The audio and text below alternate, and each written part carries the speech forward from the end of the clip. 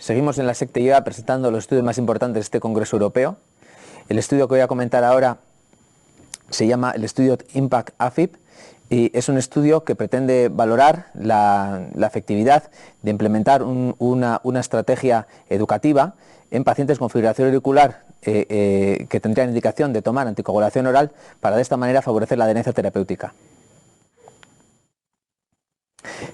Como sabéis, la fibrilación auricular es una causa muy importante de ictus, causando aproximadamente uno de cada 5 ictus isquémicos. Aproximadamente 2/3 de los ictus causados por la fibrilación auricular se podrían prevenir con una anticoagulación oral adecuada y solamente aproximadamente la mitad de los pacientes que tienen indicación de anticoagulación oral están realmente anticoagulados. Estudios recientes además sugieren que una intervención educativa podría mejorar el conocimiento de los pacientes sobre la anticoagulación y mejorar así la adherencia terapéutica. Como veis en esta gráfica, en la gráfica de la izquierda, se puede ver el efecto beneficioso de la warfarina frente a placebo a la hora de prevenir el ictus en pacientes con fibrilación auricular, y en la gráfica de la derecha se ve que los nuevos anticoagulantes orales o los anticoagulantes orales de acción directa son incluso más beneficiosos que la warfarina. Aún así, la adherencia terapéutica, incluso con los nuevos anticoagulantes orales, sigue siendo baja, como puede verse en este gráfico. Este estudio tiene como novedoso que utiliza el FDA Catalyst, que es una base de datos enorme de la FDA que incluye a miles de pacientes, y de esta manera se han analizado los datos y se han compartido con el equipo investigador. Este es el diseño del estudio. Es un estudio cuyo objetivo, como he comentado, es incrementar el uso de la anticoagulación oral en pacientes con fibrilación auricular y riesgo de ictus mediante una intervención educativa tanto a los pacientes como a los proveedores de salud. Los proveedores de salud se refiere principalmente a las aseguradoras de salud americanas.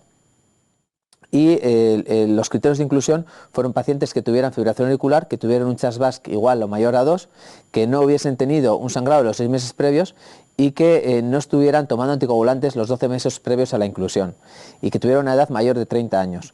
Se randomizaron aproximadamente 80.000 pacientes a los dos brazos. En el grupo de intervención, como he comentado, se hacía una intervención educativa que consistía en enviar un email al paciente con una serie de recomendaciones en cuanto a la anticoagulación y al riesgo de ictus con la fibrilación auricular, y también se enviaba un email al proveedor de salud comentando en qué consistía el estudio y qué pacientes habían sido incluidos en el mismo para tomar anticoagulación oral.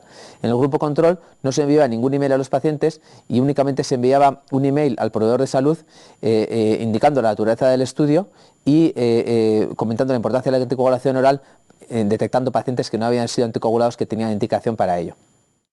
El objetivo primario fue valorar la diferencia en la proporción de pacientes con fibrilación auricular que iniciaron anticoagulantes orales durante esos 12 meses del estudio, y también hubo objetivos secundarios como la proporción de días en tratamiento con anticoagulación oral, el número de pacientes con anticoagulación oral al final del año, los ingresos por ictus o por sangrado y las muertes.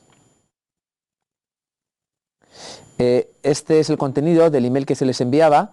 Se les enviaba un mail explicando los beneficios de la anticoagulación oral, el riesgo del ictus con la fibrilación auricular, qué hacer si había un sangrado, una serie de recomendaciones generales. Este es el diagrama de flujo, partiendo de un total de 197.000 pacientes. Tras haber eliminado múltiples pacientes por no cumplir los criterios de inclusión, nos quedamos finalmente con unos 23.500 pacientes en cada uno de los brazos. La mediana de seguimiento fue de 423 días. Estas son las características basales de ambos grupos. Como veis, son grupos muy homogéneos, con una media de edad de aproximadamente 78 años, con una proporción muy similar de mujeres en ambos grupos, con un score de CHA2-VASc medio aproximadamente de 4,5, es decir, son grupos muy comparables entre sí. Y estos son los resultados. Como veis, no hubo diferencias estadísticamente significativas entre ambos grupos en cuanto al objetivo primario de iniciar un anticoagulante oral. Sí que se apreció en los primeros días en el grupo de intervención, en el grupo que recibió educación, sí que se apreció un mayor grado de indicación de anticoagulantes orales, pero esta diferencia no fue estadísticamente significativa. Los objetivos secundarios tampoco mostraron diferencias significativas en cuanto a la hospitalización por ictus, hospitalización por hemorragias o hospitalización o mortalidad por todas las causas. Como veis, no hubo diferencias significativas. Concluyen que en esta población de pacientes con fibrilación auricular e indicación para anticoagulación oral no hubo un beneficio estadísticamente significativo a la hora de iniciar un anticoagulante durante el año del estudio a través de esta intervención educativa consistente en el envío de un email. Las tasas de inicio de anticoagulación oral fueron bajas, 1 de cada 10. Y como he comentado, aunque numéricamente más pacientes empezaron o tuvieron prescrita la anticoagulación oral después de recibir esta educación, en realidad esa diferencia se perdió con el tiempo. Y otra conclusión es que fue factible y resultó positiva la utilización de este sistema, de esta base de datos de FDA Catalyst a la hora de aplicarla para este estudio. Y en el debate posterior a la presentación del estudio, el doctor Leclerc da una serie de hipótesis de por qué este estudio haya podido salir negativo.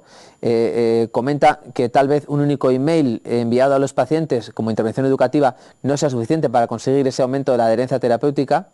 Que este documento enviado hacía más hincapié en las complicaciones y en los riesgos de anticoagulación más que en sus beneficios, que este documento no había sido testado clínicamente antes, pone un poco en duda cómo fue la educación también a los proveedores de salud, y que en otros estudios previos se ha visto que la educación sí resulta efectiva, pero sobre todo cuando se ha realizado desde un punto de vista multidisciplinar y se ha repetido durante varias veces en el tiempo. Esto es todo. Seguimos en la SEC te lleva a AES 2020.